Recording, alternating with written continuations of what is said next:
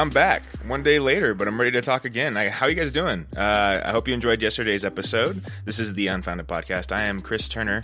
I am your host, and not much has changed in the last 24 hours for me, but for some reason I feel compelled to get back on here and continue to talk. I had a lot to say yesterday, and like I said, it made me feel better, so I'm going to do it again today and see how it works. Not that I'm feeling all that bad either, just... Anyway, if you just want to do something. I like doing this. It's fun. Anyway, moving on. We are going to continue on our topic of the 7 deadly sins. Today's will be sloth. And, I'm going to just kind of roll right into it. I don't really have much else to say besides the topic at hand. So, rolling right into it, sloth. Sloth refers to a particular jumble of notions dating from antiquity and including mental, spiritual, pathological, and physical states. It may be defined as absence of interest or habitual disinclination to exertion. In the Summa Theologica, St. Thomas Aquinas defines sloth as sorrow about spiritual good. Sorrow about spiritual good. That's interesting. I always find the descriptions of these fascinating. Like the way these, philosophers, I guess this is mostly St. Thomas Aquinas, actually. Or, is it not Thomas Aquinas? I'm sorry. It's mostly... Who's the philosopher I'm thinking of? He's in here somewhere. Anyway. One of the popes, I believe. Anyway, let's continue on. The scope of sloth is wide. Spiritually, insidious first referred to an affliction attending religious persons, especially monks, wherein they became indifferent to their duties and obligations to God. Mentally, insidious has a number of distinctive components, of which the most important is affectlessness, a lack of any feeling about self or other, a mind state that gives rise to boredom, rancor, apathy, and a passive, inert, or sluggish mentation. Physically, acedia is fundamentally associated with a cessation of motion and an indifference to work. It finds expression in laziness, idleness, and indolence. I find a lot of... I'm sure a lot of you guys have been experiencing these kind of symptoms in yourself over the last couple months, right? This is really, really relevant, I feel like. I'm realizing it as I read it, right? Sloth includes ceasing to utilize the 7 gifts of grace given by the Holy Spirit, those being wisdom, understanding, counsel, knowledge, piety, fortitude, and fear of the Lord. I never heard of those. The 7 gifts of grace given by the Holy Spirit. Those are interesting. We'll have to table that. Such disregard may lead to the slowing of one's spiritual progress towards eternal life, to the neglect of manifold duties of charity towards the neighbor, and to animosity towards those who love God. Sloth has also been defined as a failure to do things that one should do. By this definition, evil exists when good people fail to act. Yes, and I like that idea. I think that's a true idea. Like I said yesterday, I think life is a game of inches. It's about acting or not acting. It's about taking action or not taking action. I think some of the toughest decisions you'll come across in your life are the ones where you don't know whether to act or not to act, if you know what I mean. It's weird. It's like there's times in life, I feel like in many ways we want to simplify life. We want to make it into this kind of simple scenario where there's always a right path. You know what I mean? We want to make it easy. But it's not. It's not simple like that. A lot of times it's so complicated that a lot of times there's just varying shades of decisions. There's varying effects. So like you're gonna get, you could get a myriad of outcomes, but none of them are really good. You know what I mean? I think that's more often how most decisions are laid out in the present. When you're trying to contemplate them in the present, it's like, oh shit, none of this looks good. All of this has some kind of consequence. You know what I mean? Anything I can see. And a lot of times looking for the option that has the least consequence is not the best option, right? Which is what a lot of people default to. It's like, just do whatever has the least consequences. No, because you restrict yourself in a way when you do that, right? You got to risk it for the biscuit, right? It's the only way you're gonna, it's kind of like if you're a gambler or something like that, you gotta pay to win. You can't, you go in there playing with $5, you may win, but you're gonna hit a losing streak at some point, and you're never gonna win big. You know what I mean? Like, You got to pay at some point to get the big bucks. And that's the kind of idea I think that's you can apply in life as well. Like you actually have to take some of those riskier choices at certain points in your life. And the hard part is you have to decide when it's time to do that. You know what I mean? It's like each of us individually have to decide when it's time to embark on the risky path. Which one's the proper risky path? And it's a weird idea, right? The proper risky path. But choosing that thorny path, that's very important. Jordan Peterson talks about it all the time, right? Like you choose those paths because you have to go through them. There are moments in your life, many of them, I would argue probably more often than not, you're running into decisions where there's a myriad of bad choices or bad paths that you get to choose. And they're just varying shades of gray, right?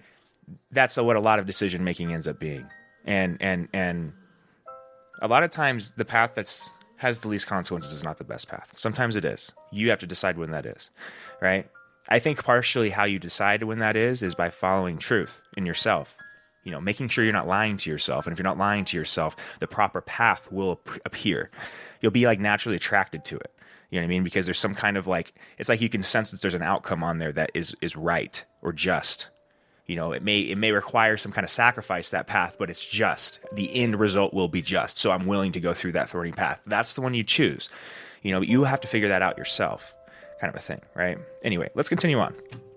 But I find it interesting that idea right there, that evil exists when good people fail to act. I agree with that. Because if you apply that in your life, in that context, you know, if you choose constantly just that non-thorny path, that's what you're doing. You're failing to act. And you could consider yourself a good person. You may well be, but you're not spreading that good into the world. You're not creating a better world, because that's how you do it practically, right? Is by engaging with the people around you, right? Is by doing that like 5-second deed, or taking those 5 minutes to do that good deed, or whatever it is, right? Like whatever you deem fit to pull order out of the chaos of the natural world. Like you got to take those moments, you got to seize them. You know, when you don't act, and it could be, you know, you can expand that idea to anything in your life, really. You know, there's chaos in everything. There's entropy in the universe itself, right? And so it's like everything constantly wants to devolve into this chaotic kind of mush. You have to pull order into that, you know, and that's, it's not a mush. That's not the proper way to describe it, because nature is chaotic by definition, you know? So like, that's a good example of chaos, is nature itself. You know, it's unrestrained, but it's balanced, which is weird, right? It's like it's unrestrained because it is balanced in a weird. You know, let's move on. I think I'm getting off topic. Edmund Burke, 1729 to 1797, wrote in Present Discontents, "No man who is not inflamed by vainglory into enthusiasms can flatter himself that his single, unsupported, desultory, unsystematic endeavors are of power to defeat the subtle designs and united cabals of ambitious citizens. When bad men combine, the good must associate, else they will fall, one by one, an unpitied sacrifice in a contemptible struggle." That is quite the sentence and the quote there. It's one of those like ones you have to read twice. Let's go ahead and read that one more time, see if I can get through without stumbling. "No man who is not inflamed by vainglory into enthusiasms can flatter himself that his single, unsupported, desultory, unsystematic endeavors are of powers to defeat the subtle designs and united cabals of ambitious citizens. When bad men combine, the good must associate, else they will fall, one by one, an unpitied sacrifice in a contemptible struggle." It's kind of a beautiful passage, right? Unlike the other capital sins, which are sins of committing immortality, sloth is a sin of omitting responsibilities. It may arise from any of the other capital vices. For example, a son may omit his duties to his father through anger. While the state and habit of sloth is a mortal sin, the habit of soul tending towards the last mortal state of sloth is not mortal and of itself, except under certain circumstances. Emotionally and cognitively, the evil of acedia finds expression in a lack of any feeling for the world, for the people in it, or for the self. It's kind of like not a narcissism, that's not right. It's a nihilism, almost, right? Is the way I would describe it, you know? Let me define nihilism, because it's kind of a weird concept, I feel like. The rejection of all religious and moral principles and the belief that life is meaningless, right? It's this meaningless quality to life. You find nihilism, I find there's a lot of, like, I find the modern materialist worldview, if without the humanist component, is very nihilistic. It kind of tends to this like meaningless kind of explanation, which is, or randomness. I would associate randomness as meaningless, That's kind of like, we just changed the words there, but that's kind of how we've described things in this nihilistic sense. But anyway, that's as this was described in a sense of sin. Let me start over here because I kind of lost my place. Emotionally and cognitively, the evil of acedia finds expression in a lack of any feeling for the world, for the people in it, or for the self. Acedia takes from as an alienation for the sentient self first from the world and then from itself. Although the most profound versions of this condition are found in a withdrawal from all forms of participation in or care for other or oneself, a lesser but more noisome, I don't know if that's a word, I think somebody misspelled that, element has also noted by theologians. Gregory the Great asserted, there arise malice, rancor, cowardice, and despair. Chaucer, too, dealt with this attribute of acedia, counting the characteristics of the sin to include despair, somnolence, idleness, tardiness, negligence, indolence, and rawness. The last variously translated as anger, or better, as peevishness. Oh, kind of like a, that kind of like touchiness, the people that you feel like you're walking on eggshells around. That kind of like, oh God, you're going to set them off at any minute. I've noticed that in myself a lot. Ooh. All right. For Chaucer, human sin consists of languishing and holding back, refusing to undertake works of goodness because he/she tells himself/herself the circumstances surrounding the establishment of good are too grievous and too difficult to suffer. Yeah. Acedia in Chaucer's view is thus the enemy of every source and motive for work. So yeah, this is, oh my God, this is so, if you're not already putting together the pieces of how this relates to the modern world, we'll go through it, but it's kind of, it's shocking how relevant this is. I'm going to finish this off. There's only a couple more passages here. Sloth not only subverts the livelihood of the body, taking no care for its day-to-day provisions, but also slows down the mind, halting its attention to matters of great importance. Sloth hinders the man in his righteous undertakings and thus becomes a terrible source of absence or insufficiency of love. Some scholars have said that the ultimate form of acedia was despair, which leads to suicide. Wow, that's so fascinating. So let's try to unpack everything we just read in that, right? Because that's kind of crazy. Let me get a drink of my energy drink here. Hold on a second. Also, I don't know if you can pick up, but Dixie's probably snoring. It's not that early. It's like 10:30, but she likes to sleep in. She's a princess, so. All right. Let's see here. Sloth. So there's this idea, and this is, I'm going to go back to this, a quote from Chaucer. Human sin consists of languishing and holding back, refusing to undertake works of goodness because they tell themselves the circumstances surrounding the establishment of good are too grievous and too difficult to suffer. So the idea is being that there's this like inherent suffering in the world, which is true. People can look into the world and you can see all this suffering. It exists. It's always existed, in some form or one form or another.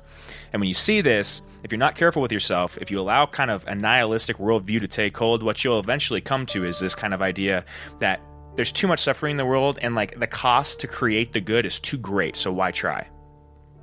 You know what I mean? And this is the idea that this eventually leads to people not wanting to work, period, move at all. You know what I mean? It's kind of like the base. If you wanted to distill down sloth, that's what it is. It's how you get to it, essentially, the idea. And it's a dangerous thing because it can lead to despair. It leads you down to that black pit, that dark hole, that place where you don't see a light out or a way out, and it can lead to really bad things. We are things made for movement. Like, if the human being does something, it moves, man. You know what I mean? It just like we don't sit static. We're constantly moving. We're constantly looking and compartmentalizing things and measuring. And I mean, that's the other thing is like we measure things. You know what I mean? We're addicted to this measurement of like we got to make sure we know how much of something is. And we're like addicted to this, and it's like, oh, measure. It's like, what is that? Oh, measure it first. It's like, okay, cool. You got a number that you made up on a stick. You know what I mean? It's you can like start to delete these like structures we put in place that we depend on in this materialist world view real quick. Like, especially if you start to go back to what Rupert Sheldrake was talking about in morphic resonance theory, that kind of that the fundamental constants that most of these equations rely on aren't that. They're more like habits. They're habitual. That the universe changes over time. If time is even a real thing, it's kind of all morphing, right? That's why time changes. It could be a real thing, but it's not in the way that we think about it, right? And so the universe could change too. Like, that's the idea, is like, what if when you're sensing that shift in time that I've been talking about, like when you're doing something you really enjoy and you feel like the time stop, or maybe you're like, I don't know, like, I think the best way you notice this is when you like first notice somebody, like if you're really attracted to somebody, you feel this kind of like momentary, like, you know what I mean? Like, it's almost like in the movies, you know what I mean? Like when everything kind of slows down a little bit. That's why they do that. They're trying to recreate the feeling of it, and that's why they slow everything down. You know what I mean? Like they'll play music and stuff to kind of recreate the feeling, kind of put that emotion into you, so you can kind of feel what it feels like, right? But they're simulating what happens in real life in the movie, right? But what's happening there is this time dilation. There's some changing, right? But what if like everything else is also changing then? Like the fundamental assumptions in reality are changing. Like the constants themselves are morphing with that time as well. It all kind of morphs as a fabric. Like everything is kind of a fabric. This kind of, you know, I know I'm talking way out there and I'm not supporting anything I'm saying, which isn't probably smart, but I'm playing with ideas, and I think it's kind of a fun idea to play with, right? Anyway, I want to kind of try to take it back to Sloth, because I think part of the problem is in the modern day, there's this idea that work is evil inherently. And I think it's. I used to think this. This is why I assert this. Now, I don't know if this is true in everybody else, but I feel like in my generation, or people that are around my age, there's this kind of trend. This idea that, if we could just eliminate work, we'd be better off, right? I may be wrong about that. I don't know, but I feel it, right? And I felt it in myself, but it's something that I feel is a negative thing. It's sinful, and I think this is partially why. I just put this together. I'm putting it together now as we read this, right? But it's sloth. Right? It's this lack of action, because it is when good people fail to act that like evil overtakes the world, right? It's a balance. It's a constant fight between good and evil. And when good people fail to do good acts, evil overtakes the world, right? Chaos overtakes the world. When you don't trim your shrubs back, they grow out of control. That's how it works. You know what I mean? There's a balance to this thing. And there's metaphors through all around you for it. Right, but it's this fractal quality, right? You can see these things in other things, and the other thing is like also ask yourself this. I've talked to a lot of friends and family, because this is literally, like I've said, this is like all I do, man. Like I just like think about crap like this, which I know is a little crazy, and I also found that like I'm very like my perspective is very rare. And it's not common, which means I'm probably freaking crazy, but also like I kind of like that, because it's very unique to me, right? And I think if we deprogrammed ourselves a little bit, for lack of a better way to describing it, I think each of us would have a little bit different perspective like this. It's a little kooky if we let our freak flag fly. You know what I mean? But we're too uncomfortable with being different for some reason, and that's a very dangerous thing. This like culling the herd, like you know what I mean? Like this like calling people to some like, and you know what's weird is because I felt like maybe that's what we need. I've talked about like a lot watching ant colonies and stuff, is like we need this vector, right, with this purpose, or like a flock of geese or something, like how they communicate.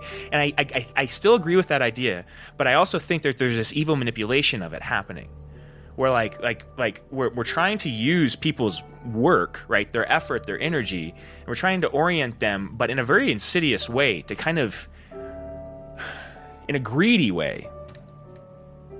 Right?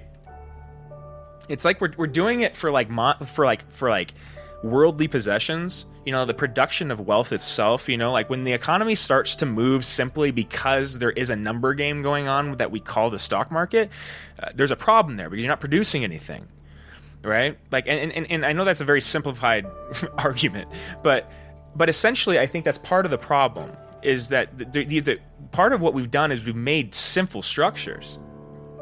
And when I say sinful, I'm not saying it because I'm like trying to preach. Again, I'm not saying it because I think that there's something more correct about the Christian perspective. I'm just pointing out, I think these are true. Like every religion, no matter what, would agree that these kind of traits are not good in people. And if you combined all of these, it creates some idea of the ultimate evil, right? And so if you agree with that idea, then we should probably try to avoid these in our institutions, or at least disincentivize people from acting in these ways inside our institutions. Problem is, if you don't actively do that, right, good people don't act, then what happens is evil people overwhelm those systems and overtake them and corrupt them from the inside out. And that's exactly what has happened from every institution or organization that I've worked in thus far.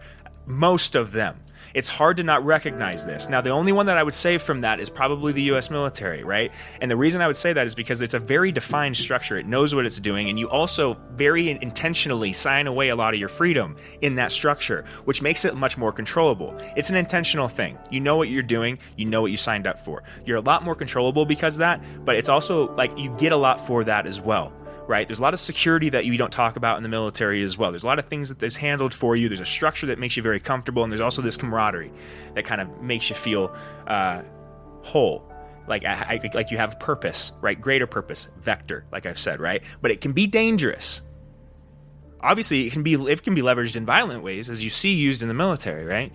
I'm not necessarily I think the military has a purpose and it's necessary. Again, I'm not sitting here saying we should eliminate the U.S. military. That was part of it, right? It definitely has a purpose and it's necessary. But I'm also saying that you can use, when you align people like that, when you take away people's freedom, right? Then you control them and you can vector them that way. You can use it in really negative ways, violent ways if you want to, and people will do it smiling. You know what I mean? They'll ask to join. You know what I mean? You can get we have to be careful with this, because I think part of what's happening in a lot of the structures that aren't the military, right? Like in the economy, when you talk about, I think there's a size problem with most let's say companies themselves, regardless of the industry. When you get past, and I don't know what the actual size is, but I think it's fairly small. I think it's got to be past a large social group. So maybe 30 or 40 people. If an organization gets bigger than that, I think you start to run into seriously fundamental problems with communication and implementation of those values, because there's no enforcement arm implemented within each of these structures, designed into the company itself to say, people would say HR is the enforcement arm, but HR doesn't necessarily, it doesn't enforce ethics in the way that we think about it, right? It can't. You know what I mean? It has to still it can only enforce a regulation, right? And so if there isn't something written down, then it can't enforce it. Or if there's no law violated, it can't enforce it, right? It can suggest something, but an HR arm it doesn't have a punitive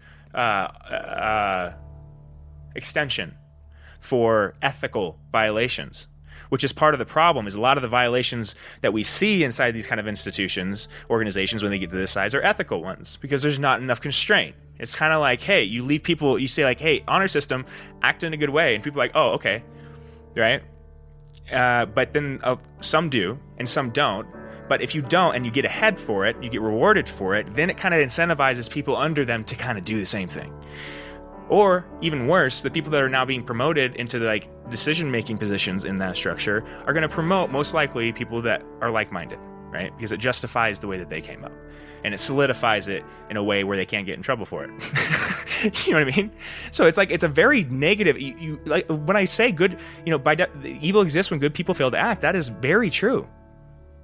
We fail to put intent into the documents that organize these things and actually structure them in a way that they can enforce ethical violations, so that people are at the very least are not incentivized to abuse their relationship with the company or other people or other organizations in a way that would undermine commerce, which is precisely what I think has happened in a weird way. A lot of one of the, I think the logical ends to capitalism, unfettered capitalism, right? Uncontrolled capitalism is this.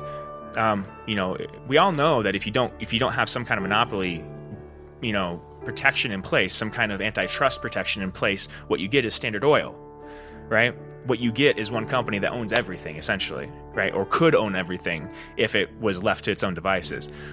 That's what we have to avoid that's one of the things we have to avoid in a capitalist system. But it's this I mean, honestly, when you look at one of those companies, if it eats everything around it, you know what I mean, it starts to look like it. I think there's a size problem. I'm getting off topic here, and I don't want to focus much more on like the economy and stuff like that, because I don't think it's as relevant right now necessarily. It is relevant, but in terms of sloth, it's just, I think that people need to move. And I think if you ever test this in yourself, like, have you ever sat at home for 3 days and not done anything? I have, and it's not fun. You know what I mean? You know what I mean? I'm sure you've done it, or something close to it. Maybe you've watched TV for 2 or 3 days, especially recently, right? You'll notice in yourself, you get this feeling, this itch, this urge, like, oh shit, I gotta get up. I gotta do something. Let's find something to do. We gotta do something. Like, it's this innate quality to the human being. Movement, move. You know, that's why I think sloth is a sin, because you're forcing it. You are actively deciding to be that way when you're doing that, because it's a natural state. It's almost like the opposite of like lust. You know, you're like denying your primal, you're like unfettering, you're releasing your primal self, you know, allowing, you know, your love to go unrestrained. It's the opposite. It's like you're not allowing, you know, the natural drive in a human being that makes it the thing that organizes, brings structure out of chaos to do its thing. You're pushing that down, and you're making yourself into something that is effectively worthless, right? Which is sinful, because you do have intent, like I said before. Like I strongly believe that. Like, part of the evil in the argument of the modern perspective, I think this materialist perspective, and honestly, part of the problem in kind of the more liberal political argument is this. Like, if you start to pay people money, right? If you give them a bunch of money, and like, for instance, I'm going to use me as an example, right? Like, I'm on unemployment right now because I left Amazon about 9 months ago now, searched for a job for about 7 months, was doing DoorDash while I was doing that, and having my parents help me support me at that time too, because I couldn't make enough money in Denver to support myself. Too expensive, right? Something I should have thought about before I left Amazon, right? Big ups on me, and thank God for my parents, because I would have been fucked. Like, you know what I mean? Like, no shit. Like, I don't know what I would have done without them. They bailed me out, and most people don't have that. You know what I mean? And it's partially what you know. The reason I brought it up is I had been looking for a job, struggling to find a job, and all the while, like I said, was avoiding applying for unemployment or anything like that, because I didn't want to abuse the system. You know what I mean? You know, even to the point where I was, you know, my parents were willing to help me out and honestly put themselves in a worse position before, you know, they never even asked me, like, why do you apply for unemployment? They're like, no, we're going to help you out, kind of a thing. And so there's this idea that when you give people something like that, you start to take away their need to move, then they're going to stop moving. Well, I don't agree with that completely, because you have to choose to do that, right? And I don't think most people have, you know, like, if they're honest with themselves, want to not move. You're going to find other things to do. Now, the problem is, a lot of people are going to, though. You know, like, a lot of people, I think, won't know what to do.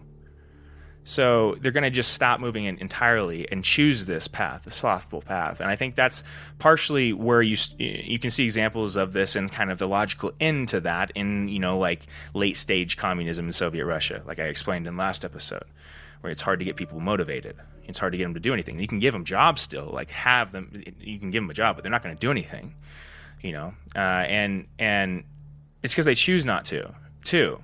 You know, it's like maybe if they had some sort of hope, right?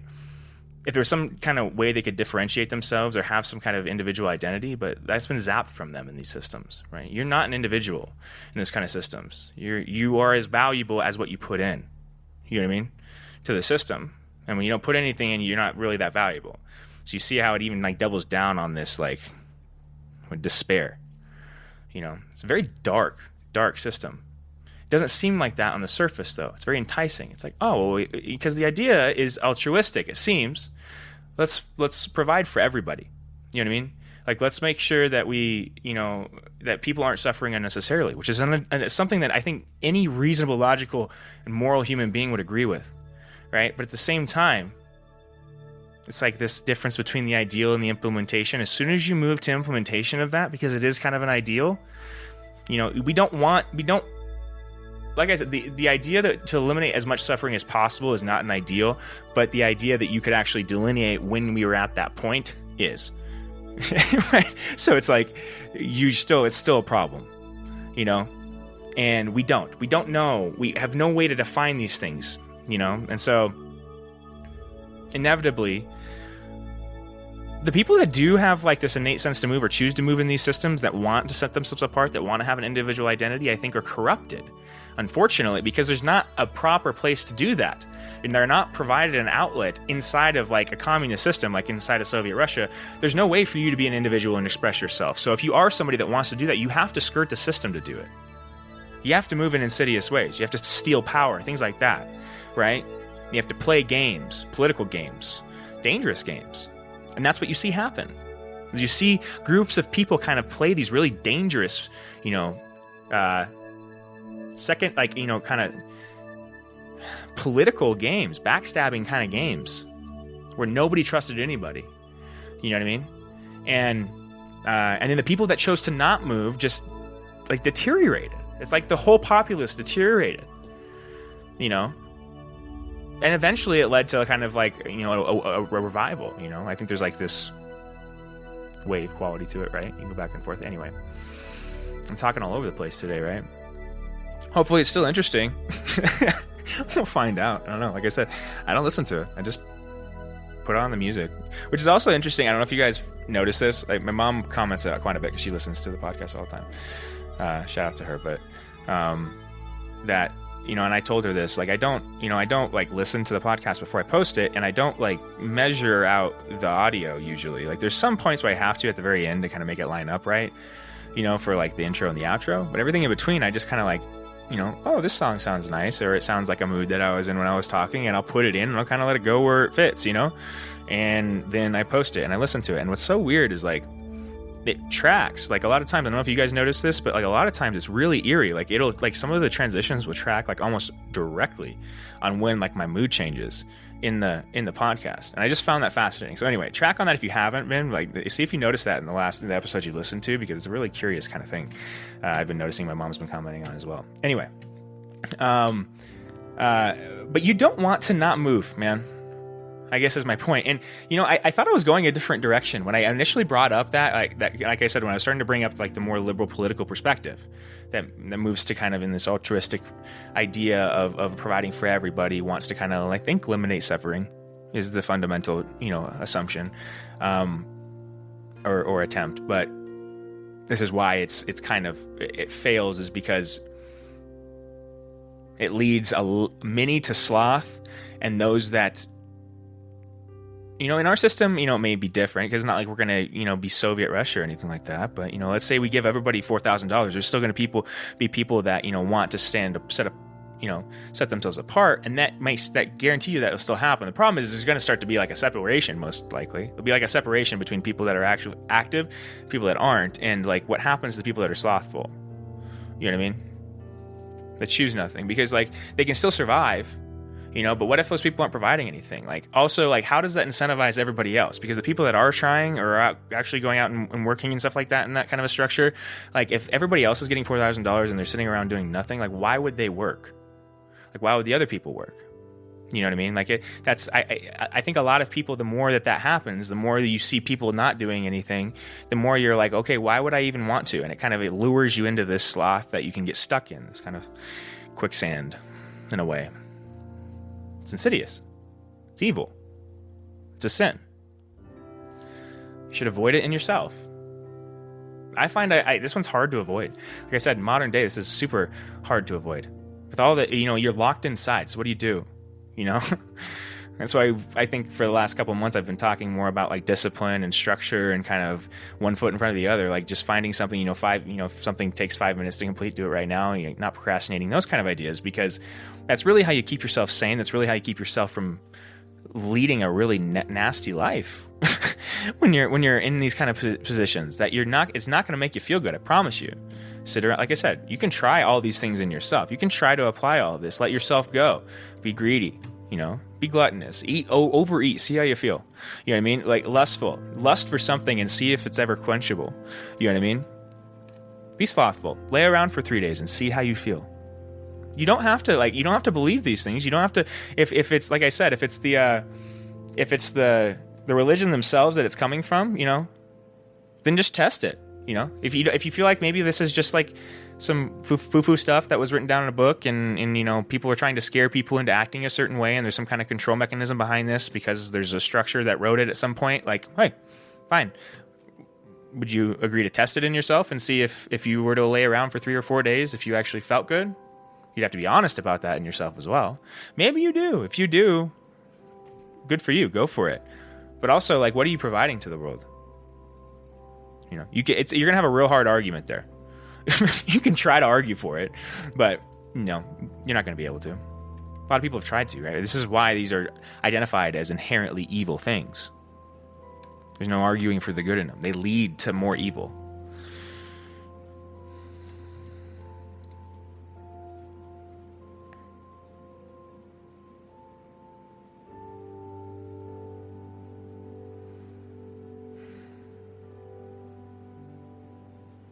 You need to take a breather for some reason.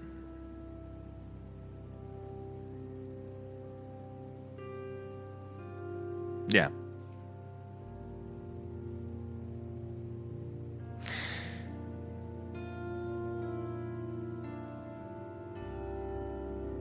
I feel like at the end of your life, you want to look back and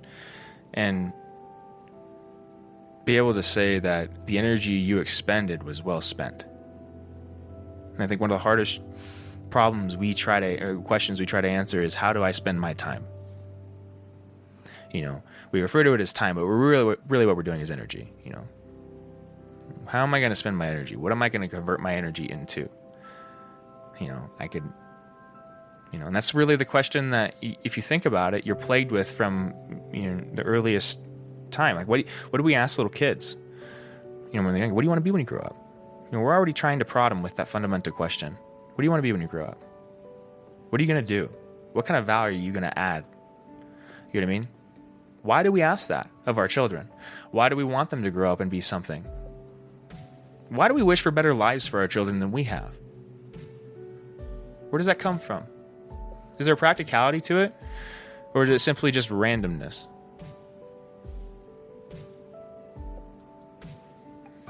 I think these are areas where, like, the spiritual and the material world, like, bridge.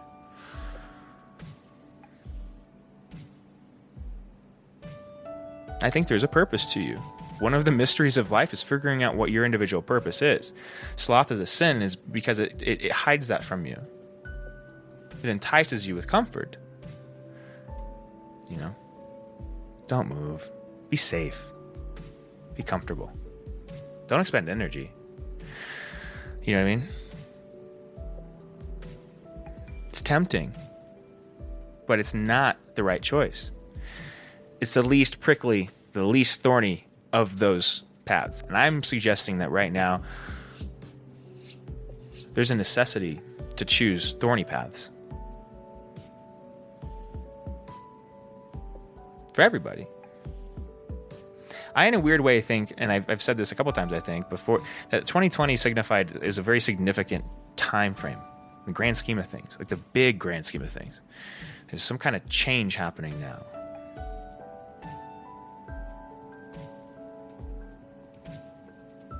I think at the simplest level, it's like we're moving to a more chaotic time. Now, most people hear chaos and they think, oh, crazy, but think of chaos in nature. Like, think of an overgrown forest. You have to think of, like, wildfire as part of nature as well. We don't, because of our timeline, our perspective. We look at wildfire and we're like, oh, but it destroys everything for 20 years, so it's not good. I'm not going to be able to go in that forest for 20 years. Well, yeah, but if, the Earth's like, 5 billion years old or something, or the sun's 5 billion years old, like, really? Like, that's not even, that's so minuscule in the time frame of everything that's literally, like, it's nothing. But the growth is the substantial thing that's there more often than not the fire. The fire is the exception to the rule. But we run from the fire as if it's not necessary.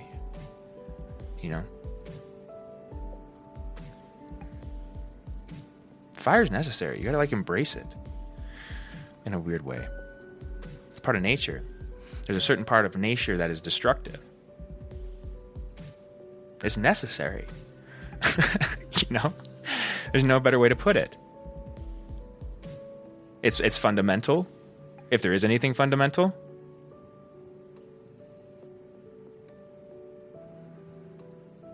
But our questioning and trying to eliminate that suffering is kind of a seeking of a certain sort of comfort, an existential comfort that I think is very, very, is probably what's tripping up a lot of people now that I look at this and read this.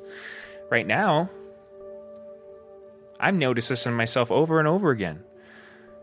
There was a part in there where it was talking about anger and being like kind of touchy. You know what I mean? And I've been like that for years. You know what I mean? And I know why it is now. I feel like I've done a good job now recently, at least, of kind of releasing whatever that was. But it was something that I was really holding deep-seated anger about. You know what I mean? And it wasn't really what I was building it up to be. I think a lot of people carry around that kind of baggage, and we feel it. But you actually feel that emotional baggage as weight. It's a weight. Like you actually will feel lighter when you let those things go, or you talk about them, or whatever you need to do. You kind of have to figure out what you need to do individually to solve that. It's not like one easy answer. A lot of times it requires a mixture of everything I just named. Talking to other people, yourself, opening up when you feel comfortable, maybe having a spiritual moment, maybe not, but it's up to you. You know what I mean? Maybe meditation, whatever. But figuring out where these like negative emotions, when they pop out of you really in bad ways, like what is the root of that? Don't let those things just go. Like watch that shit and be like, where did you come from? Where's that? Why is that there? Why am I mad right now? Why am I saying what I'm saying? Have you ever been in a relationship or something like that and you get two people arguing and you can literally watch them argue about two separate things? Or like they're arguing about a different thing, but they're like the conversation is about a completely separate issue. You know what I mean? And you can see that they're just holding this resentment. They're holding on to this anger, and they're allowing it to be released in this really unhealthy way. They're trying to cage it in, and because of that, it's just trying to escape. You know what I mean? They're trying to cage their anger, and because of that, it's trying to escape in really nasty ways. It'll pop out at you. It'll kind of take possession of you at times. And it's really, if you've ever seen somebody that has an anger issue, it's scary as shit. I've had serious anger issues at times, and it can be scary as shit because you watch people lose control. It's like a possession. You know what I mean? You have to figure what that and it doesn't necessarily have to be anger. You know what I mean? I think any of those kind of, you can have, maybe it's it could be, maybe you just feel this really strong urge to do nothing. You start to feel this nihilism come over you. You feel a lack of motivation. You want to be slothful or whatever it is. Well, maybe that's because you aren't doing what you need to be doing. Maybe because it's, it could be a lot of, I can't define that for you. You got to figure out what it is, but you don't let that go, right? Don't let that feeling go. Analyze it and figure out what the root is, because that's where your solution is. Choose that thornier path. That's where the reward is. Don't just go with the least dangerous of the options, which is to like push it down, ignore it, and hope that it goes away. You know what I mean? And everybody does this constant. We all do this, right? And it leads us to say things and do things that we do not mean, right? And I think it causes more pain than it saves, in a really tricky way. It's kind of in the same way that I think we're too audacious in our view of how we interact with this thing. We think we have more control than we do. I think we have a certain sort of control, but it's not the kind of control we like to assert, as if we could try to eliminate something fundamentally from the structure of nature itself, like suffering, right? Like death, like we're trying to do with these viruses and stuff. Like you can't do that. And when you try to, you automatically place yourself in a sinful, I would argue the most egregious of these sins, a prideful place where you're confusing yourself with something much more powerful, right? And something with a lot more capacity than what you have, which is just, it's so audacious on its surface, it's hard to describe. But the problem is like we've been lulled into thinking that this is the only way to view things, this material perspective. And because of that, when you view stuff on the TV and you view people up there, experts saying they know what they're doing, giving you things as if it's fact, and then later retracting it because they were 80 or 90% wrong, right? Like, these are the kind of, like, this is how you create more suffering than you solve, by confusing yourself with something that you aren't and trying to meddle in things that you have no control over. You cannot eliminate suffering. You cannot eliminate death. You can argue that you're just trying to eliminate this virus, but you're not, because you're trying to eliminate the fundamental distilled idea is suffering. So if another one comes up, it doesn't matter if it's named coronavirus or whatever it is, you're going to try to eliminate that too. You're trying to eliminate virus itself.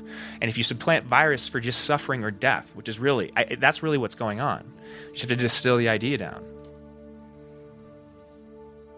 That's an evil thing. It's at least chaotic. I don't know if it's necessarily inherently evil, but it's very chaotic. I think it's evil. It's defined here as I think it's prideful. We haven't read that one yet, but I'm willing to assume before we go into prideful that it's aligning pretty well.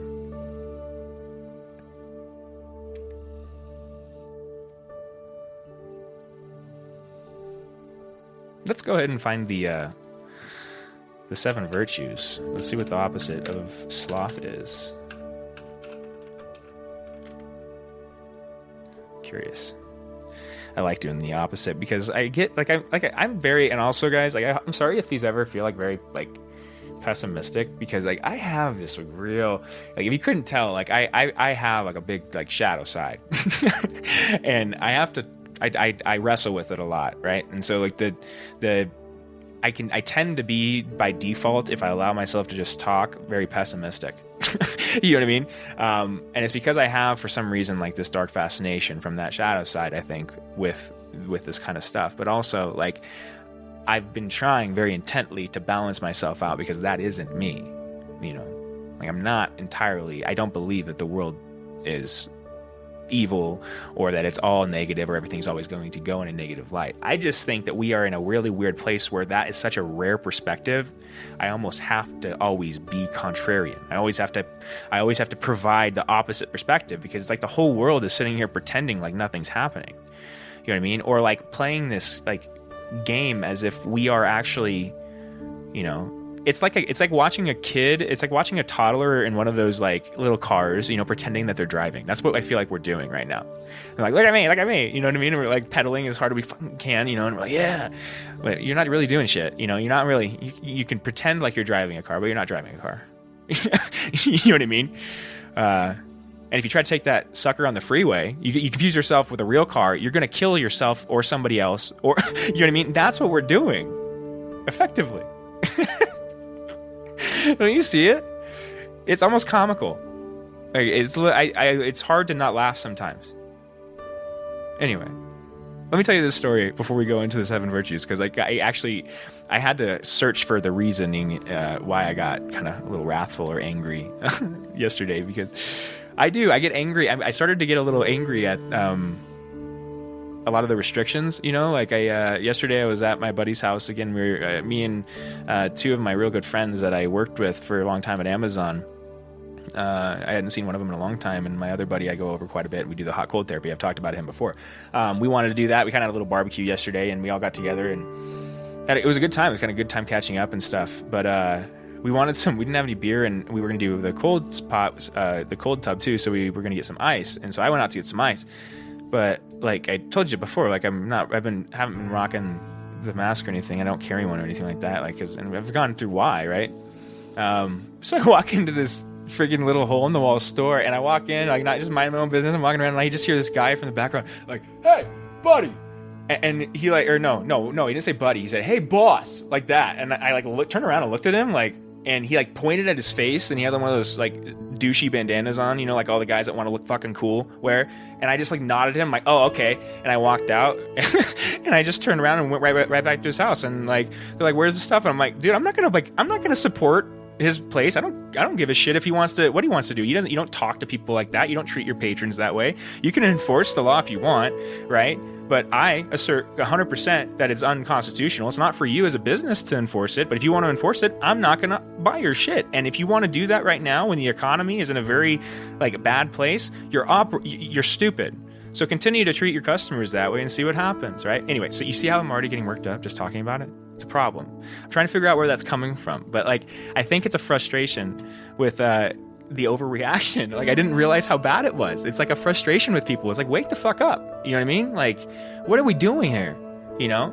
And anyway, let's move on. I'm going to put that down. Sorry, guys. I'm really using this one as a vet session, I guess. I hope it's worthwhile when I listen back to it. We'll see. Drum roll, please. Let's see here. So, what were we on? Sloth. So, it looks like the virtue that's associated with sloth is diligence, persistence, effortfulness, and ethics. Ethics itself. The opposite of sloth is like ethics itself. The establishment of like a defined structure in which we should all operate. Diligence is one of the 7 heavenly virtues. Diligent behavior is indicative of a work ethic, a belief that work is good in itself. Diligence is carefulness and persistent effort or work. Oh, let's do that. It's in Buddhism. The last words of the Buddha were, "Strive on with diligence." Diligence is an integral part of all Buddhist teaching and is considered the 4th of the paramita. A Mahayana, I cannot pronounce some of these guys, I'm sorry. Tradition, diligence is the 3rd paramita. I don't have my glasses on either, and I'm having a hard time seeing these. And the first, which is said to lead to liberation. The practice of diligence will bring an increase of qualities. In Christianity, diligence in Christianity is the effort to do one's part while keeping faith and reliance in God. In other words, diligence and faith are 2 sides of a mystery. One does not know how, despite one's effort, it all works out, but diligence, when combined with faith, assures spiritual success. Diligence as one of 7 virtues describes thoroughness, completeness, and persistence of an action, particularly in matters of faith.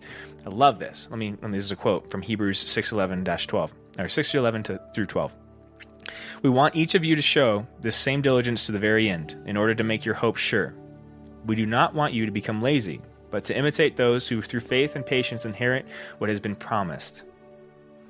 So I guess the diligence is almost a diligence to faith. It's a diligence to good work, right? It's a diligence to work towards the good, even if you see no other examples of it.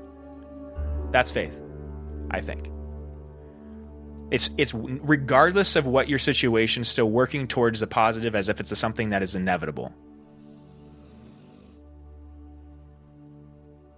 Sloth is the opposite of that because it's the lack of moving towards anything.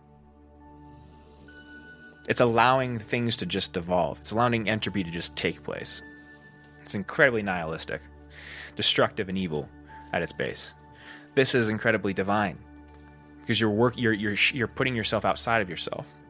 You're almost you're putting yourself in a sacrificial place because you're saying, regardless of this work could be worth nothing. I'm sacrificing every ounce of my energy to something that has no guarantee. But because of that, I have promise of ultimate reward. You got to risk it for the biscuit. You know what I mean? In Islam, that man can have nothing but what he strives for. That the fruit of his striving will soon come in sight. Then will he be rewarded with a reward complete. That's from the Quran. And say unto them, act. Allah will behold your actions, and so will his messengers and the believers. And you will be brought back to the knower of the invisible and the visible. And he will tell you what ye used to do. So the idea is that you have to act on this faith. You have to act on what your truth is, I think is what this is saying. In all of these religions, you're seeing these in each one. In students, Bernard et al. What does that mean, et al? I forgot. Anyway, suggests diligence in a student is defined as an effort he or she puts towards balance and holistic development in mental, physical, social, and spiritual dimensions. They find diligence in students is correlated with academic performance. This is especially found in younger students. The support of parents and educators encourages students to be diligent. Other factors which encourage diligence in students include motivation, discipline, concentration, responsibility, and devotedness. So this is the modern perspective, right? You find this in kind of in students because it's kind of a fundamental idea we try to instill inside of children as they're coming up. It's the modern way is like hard work. It's like a work ethic. We try to instill a work ethic in students. Hard work will give you something. There's this promise of a reward if you just continue down the path. But it's almost like it's kind of like a misplaced faith. You know what I mean? which I think a lot of us, like people my age, people that have been through the college system and have seen how lackluster it really can be sometimes, and how much money it can cost you, you do feel like kind of it's a misplaced faith almost. It's like abusing faith in children or something, right? It's like saying, hey, believe in this, and then pulling the wool out from under them when they get to the end and being like, oh, haha, everybody's got one of those now too, or something like that. You know what I mean? Anyway, let's move on. In Hinduism, according to Brian Hatcher, the precepts of Hinduism require a human being to discover and live a dharmic life.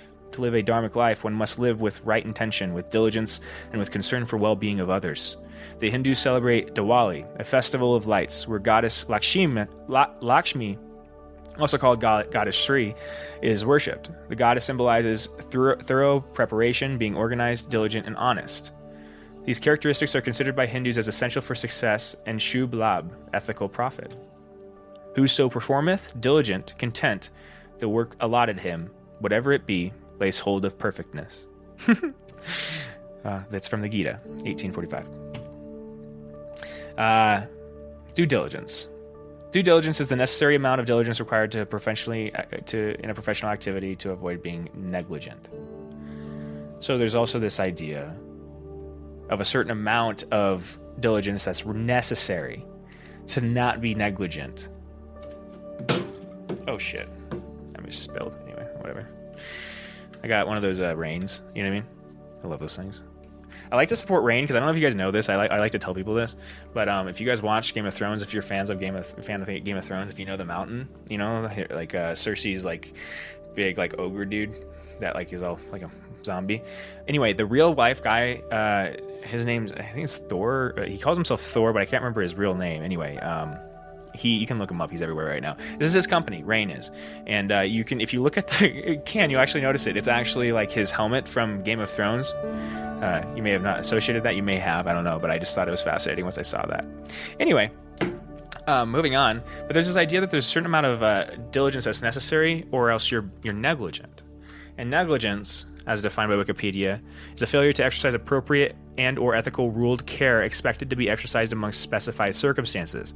The area, and this is partially where it is like this definition, this line, due diligence, is like this is what we operate under. Is like everybody assumes that we know individually what due diligence is. Put in your due diligence to whatever work you are doing, and you have a good work ethic, right? But there's no enforcement of it. There's no way to enforce it, and there's almost no way there ever could be. But it's part of the problem in allowing. I don't know. That's what I'm gonna have to chew on. I don't think I have a kernelized thought there. I just find it fascinating that you find the same. Like I've said before, every religion that I've engaged with that I can see has some kernel of truth in it. A lot of times they agree on things, and the places where they overlap is something you can almost be assured is something you should implement in your life.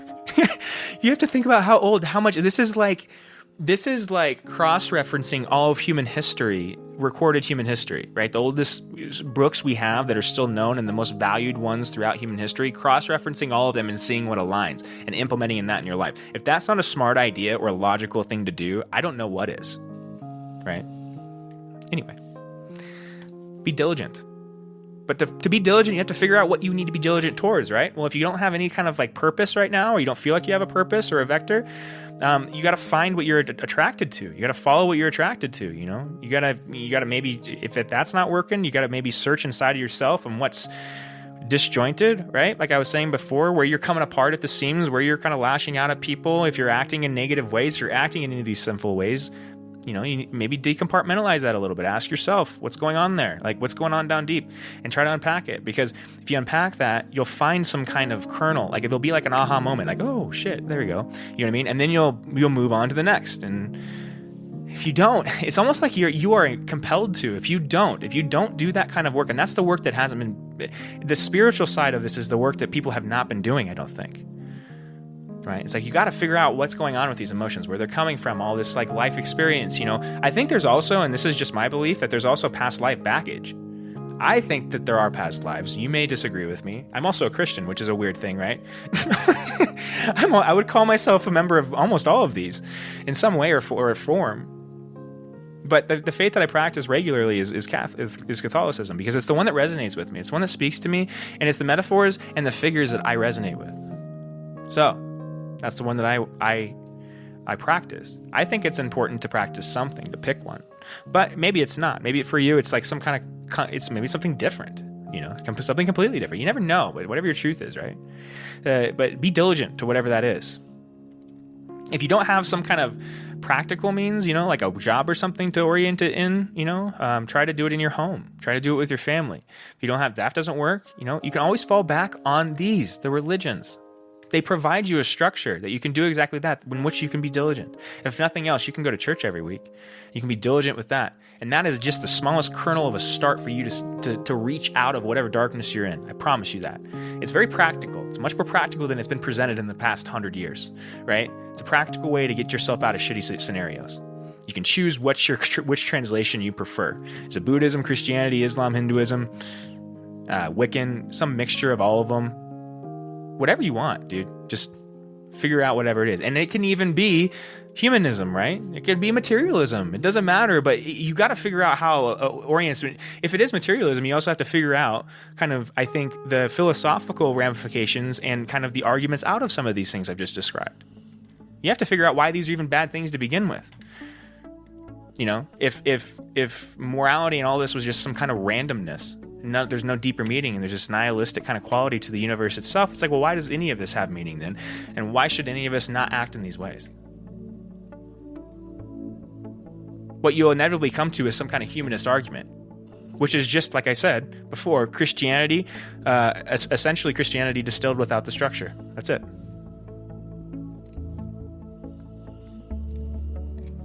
Anyway, I think that's what I got for you today, guys. Oh, geez, I'm literally doing double the length I used to do now. So I don't know. Anyway, done 2 hours in 2 days back to back. That's pretty good. I guess I got a lot to say right now, right?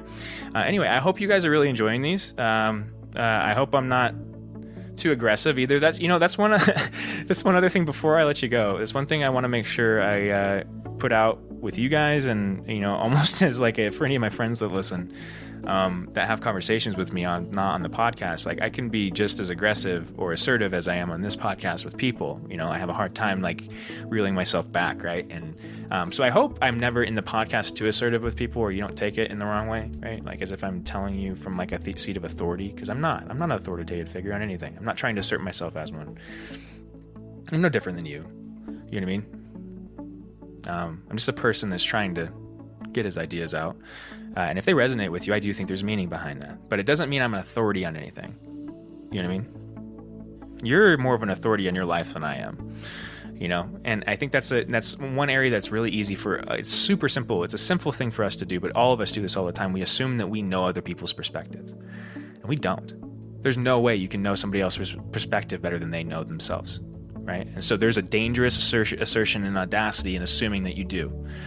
And we need to be careful of that, all of us, because we all do that constantly. I do it on this podcast a lot too, kind of assuming or grouping all of you as I talk to you as like a panacea. There's a certain amount of unavoidable. That's a certain part of that's unavoidable as well, right? Because I can't address anybody specifically in this. So I have to talk as if I'm talking to a large group or an audience or panacea. I hope you know that's not intentional. I hope you know that a lot of this is meant to be for, like I said, for me, but also presented to you. And if there is something useful, to pick through it and take what works and leave what doesn't, man. Because that's what I do with other people. Like there's a lot of people out there that influence me, like Jordan Peterson, as you probably put together, and Joe Rogan, and even some of the comedians like Bill Burr, right? I really like listening, like Jocko is fascinating. I love him. There's a lot of people, I can't think of them all right now, that I listen to. Alan Watts is a big one, big influence on me.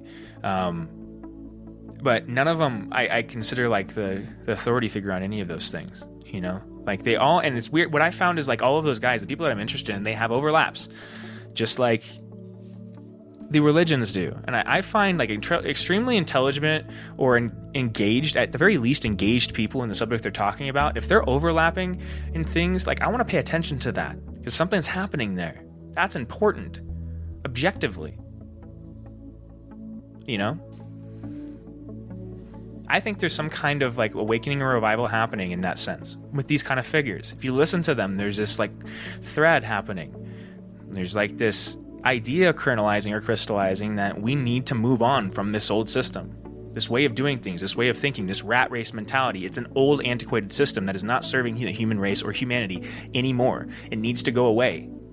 But it also can't go away in this, we can't transition or try to transition this thing into some kind of perfect, some kind of a vision of like a new modern perfection with the elimination of suffering. If we go that route, what we'll create is a new hell.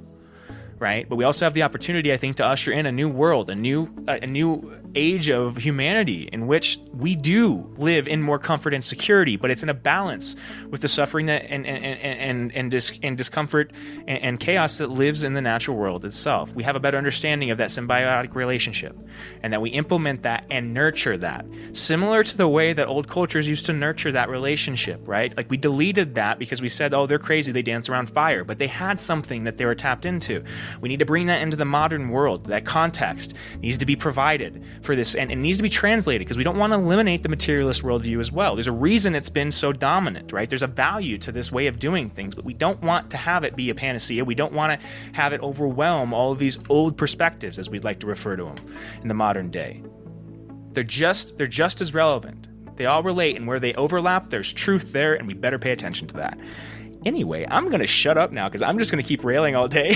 I hope you guys enjoyed that. If you did, please like, share, and subscribe. If you know anybody that maybe would benefit from this or would enjoy this podcast, please let them know about it, right? Like I said, it's nothing huge, but I do want to get it in front of people that could maybe benefit or enjoy the podcast. So if you do know somebody, please like, share, and subscribe.